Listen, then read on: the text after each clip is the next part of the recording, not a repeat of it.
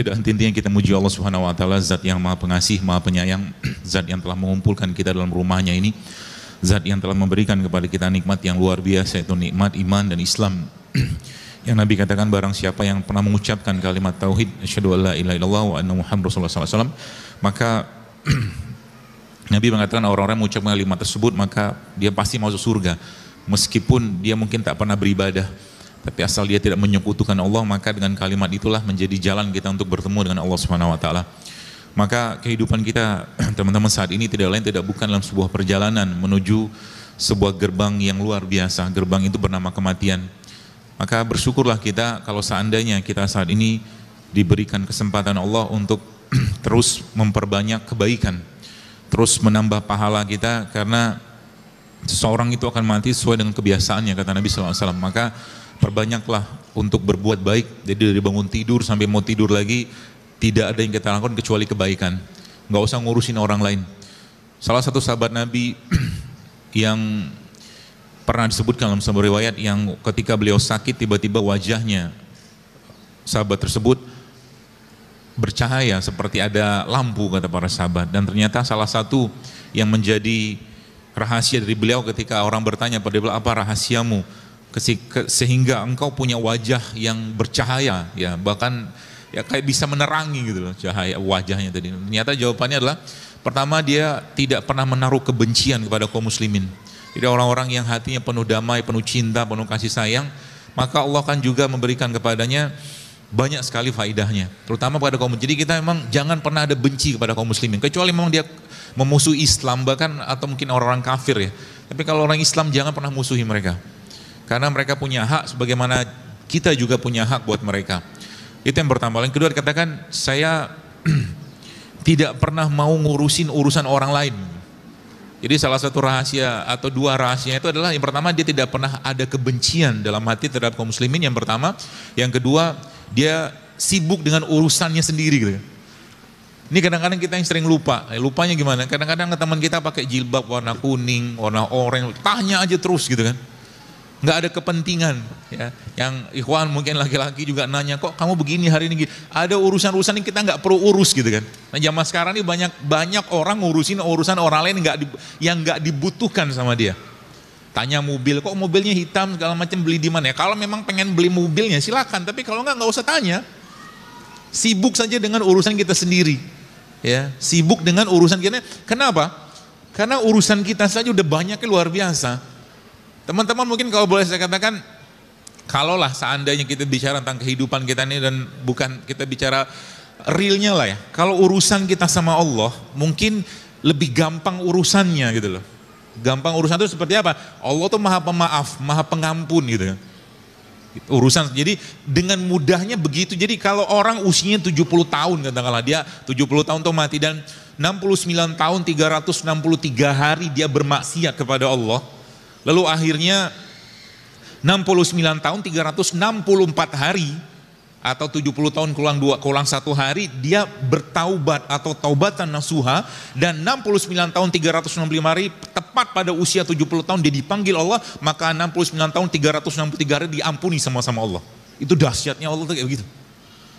Ya, syaratnya apa? Tadi saya katakan kembali sama Allah gitu kan. Jadi kalau mungkin saya katakan bagi teman-teman yang saat ini sudah sebulan mungkin mengikuti pola-pola hidup sehat gitu kan, dan saya katakan kalau kita ngerti esensi maknanya, sebenarnya itu bagian dari rasa syukur, ketaatan kita pada Allah. Jadi saya katakan kalau ada orang tiap hari masih nyampahin badannya lah, mungkin zolimi badan dengan bangkang kasar, saya katakan ini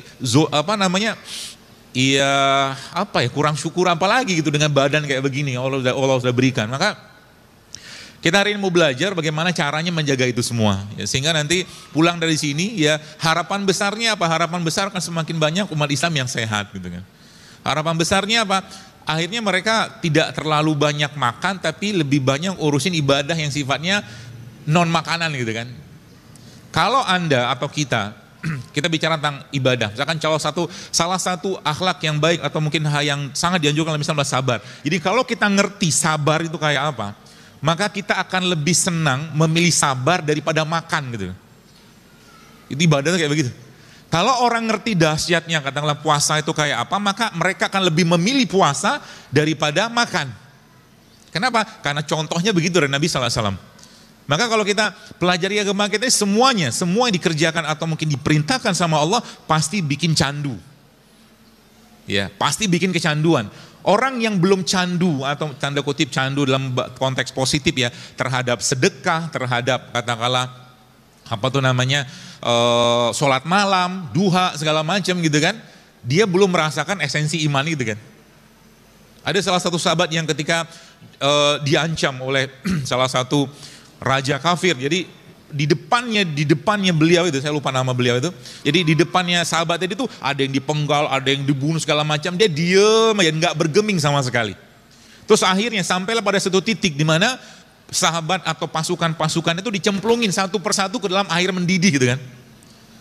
Dan itu dikatakan berimanlah kepadaku, katakanlah kepada Tuhanku, kata si raja kafir tadi. Apa yang terjadi? Tiba-tiba dia menangis. Ya, tiba-tiba dia menangis. Terus apa yang dia katakan? Raja tadi bilang, oh kalau gitu kamu sudah nyerah ya. Sudah ngikut saya nih, kata si raja tadi. Apa yang dia katakan sahabat? Dia katakan, tidak, dia bilang, saya menangis karena saya minta kepada Allah, dia bilang, seandainya saya diberikan 10 nyawa untuk kau cemplungkan ke sana, tapi aku tetap beriman kepada Allah.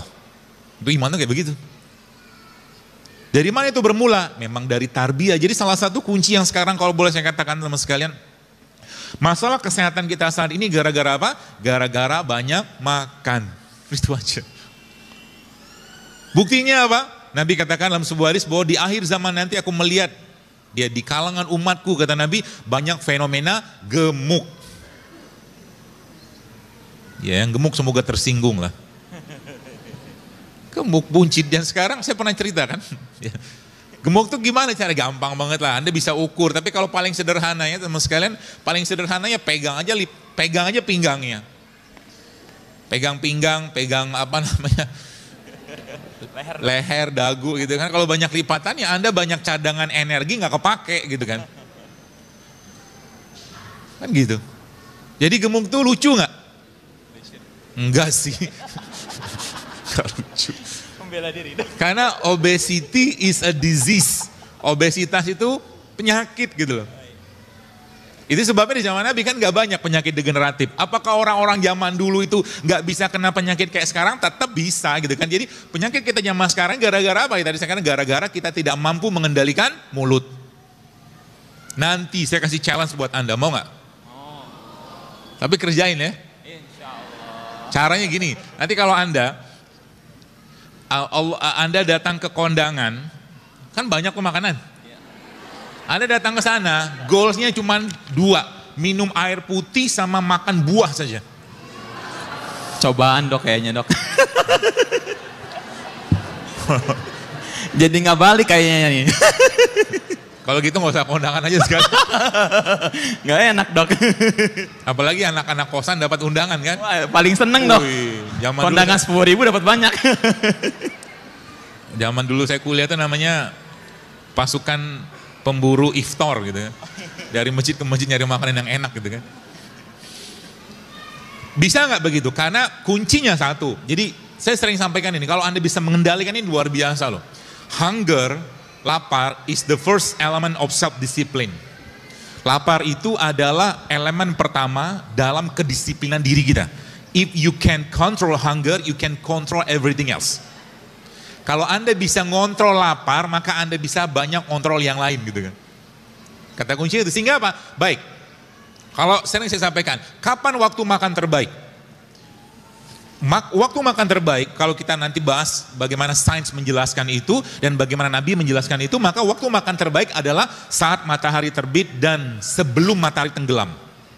Itu waktu makan terbaik. Artinya di situ diberikan kelapangan oleh Allah Subhanahu wa taala untuk kita makan. Ya, wakulu wasrobu wala tusribu, tapi jangan berlebihan kata Allah. Itu konsep awalnya. Ya, jadi kan kita judulnya kan juru sehat setelah Ramadan, setelah Syawal kan gitu kan. Jadi mudah-mudahan tips ini bisa Anda pakai nanti sehingga Anda tahu ternyata ngobatin penyakit itu gampang banget. Kalau punya penyakit, fix your food, benerin makanannya, nanti penyakitnya bisa hilang. Mungkin begitu cukup, dan paling akhir semoga Allah kumpulkan kita lagi nanti di surganya, surga Firdaus tanpa hisab. Kita tutup aja dengan doa kafaratul majlis. Subhanakallahumma bihamdik asyhadu an la ilaha illa anta astaghfiruka wa atubu ilaik. Assalamualaikum warahmatullahi wabarakatuh.